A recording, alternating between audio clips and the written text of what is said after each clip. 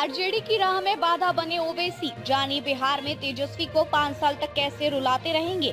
बिहार में भले ही असदुद्दीन ओवैसी सरकार बनाने और बिगाड़ने की ताकत ना हासिल कर सके हों, लेकिन राज्यसभा चुनाव के लिए किसी तुरुप का इक्का से कम नहीं है। ओवैसी अपने 5 विधायकों के दम पर आरजेडी को 2030 तक यानी अगले 4 साल में सियासी प्रेशर बनाने का दाव आजमाते रहेंगे।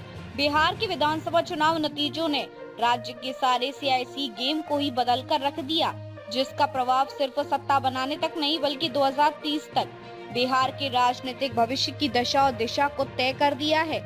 एआईएमआईएम प्रमुख असदुद्दीन ओवैसी की एआईएमआईएम 5 सीटें जीतकर भले ही सरकार बनाने और बिगाड़ने वाले खेल के किंग मेकर ना बन सके हो, लेकिन राज्यसभा चुनाव के लिए तुरुप का इक्का है।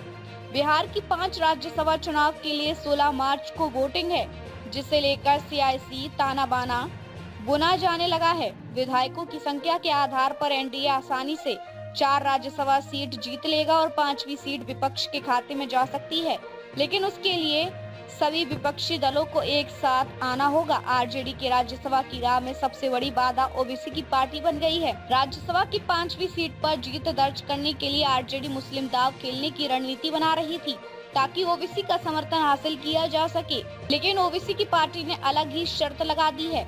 एआईएमआईएम ने आरजेडी को चेतावनी दी कि 2030 तक गठबंधन नहीं हो तो कोई राज्यसभा सांसद नहीं। ओबीसी के समर्थन लिए बिना राजद का राज्यसभा चुनाव जीतना नामुमकिन है।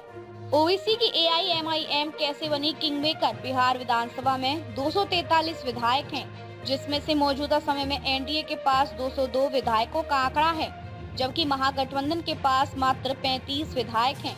बिहार की राज्यसभा की एक सीट के लिए 41 विधायकों के वोट का इस लिहाज से एनडीए 4 सीटें आसानी से जीत लेगी।